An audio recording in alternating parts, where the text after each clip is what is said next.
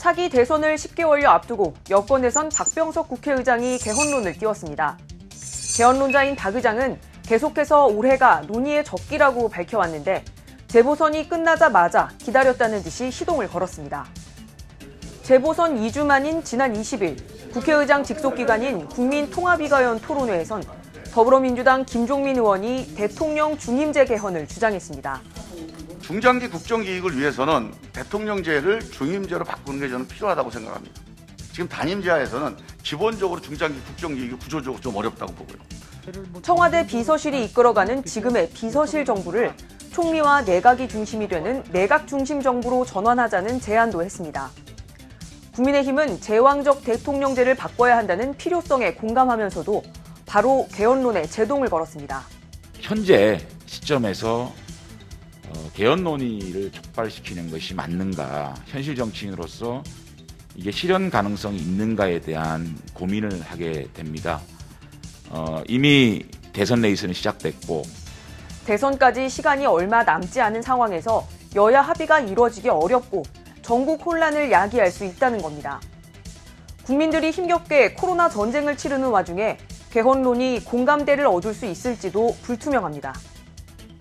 대통령 임기 말 개헌론을 띄우는 건 결국 대선 후보들이 적극적으로 개헌 공약을 낼 수 있도록 장을 마련하는 거라는 해석이 나옵니다. 대선 때 공약으로 제시해 국민들의 심판을 받고 집권 1년 안에 개헌 작업을 추진하기 위한 동력을 만드는 작업이란 겁니다. 민주당 당권, 대권주자 일부는 공개적으로 찬성 목소리를 내왔습니다. 당대표에 도전하는 송영길 의원은 코로나 이후 시대 변화에 대응하는 광범위한 개헌 논의가 필요하다고 밝혔고 정세균 전 국무총리는 개헌은 꼭 필요하고 빠르면 빠를수록 좋다고 했습니다. 여권에서 개헌론은 꺼지지 않는 군불입니다. 정치권에선 촛불 전국을 거친 20대 국회를 개헌 논의의 최적기로 봤었습니다. 박근혜 전 대통령 탄핵을 거치며 대통령에게 과도하게 권한이 집중된 지금의 제도에 문제가 있다는 국민적 공감대가 있었기 때문입니다. 2018년 문재인 대통령이 4년 중임제 개헌안을 제시했지만 여야는 권력 분산 방법과 개헌 시기를 놓고 이견만 노출한 채 합의 마련에 실패했습니다. 필요성에는 대체로 공감하기 때문에 계속해서 논의가 이어지지만 결론을 내기 여간 어려운 게 아닙니다. 재보선 압승으로 대선에 대한 기대감이 커진 국민의힘에선 이명박, 박근혜 두 전직 대통령에 대한 사면론이 수면 위로 떠올랐습니다. 두 대통령에 대해 제대로 반성하지 못했다고 사과한 김종인 전 비대위원장이 당을 떠나자 당내 최다선인 서병수 의원이 사면을 요구하고 나섰습니다. 많은 국민들이 저를 만나면 박근혜 전 대통령의 건강을 걱정하고 빨리 석방하도록 건의해달라고 애절한 마음으로 호소를 하고 있습니다. 여기에 박형준 부산시장, 오세훈 서울시장이 가세했습니다.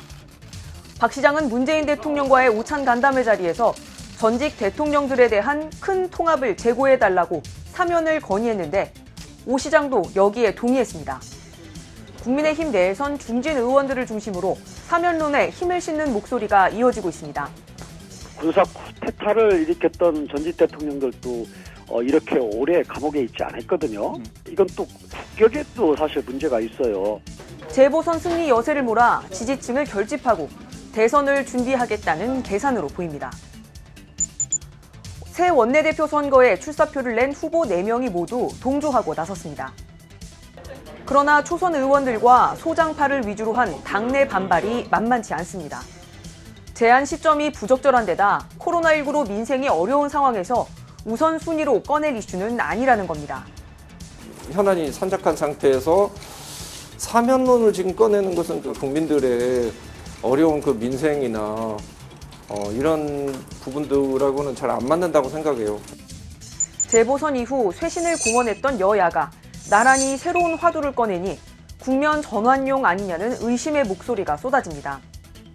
공언한 대로 쇄신에 먼저 힘쓰고 개헌론이든 사면론이든 논의하는 게 맞지 않느냐는 건데요. 내부에서 나오는 쓴소리를 가볍게 흘려듣지 말아야 할 것 같습니다. 아직도 민주당이 정신을 차리지 못했다는 질책이 난무합니다. 우리 정신 차립시다. 최악의 실언남과 주거난으로 매일 좌절을 겪는 청년들은 정말 간절한 마음으로 우리 국민의힘에게 기대를 걸었습니다.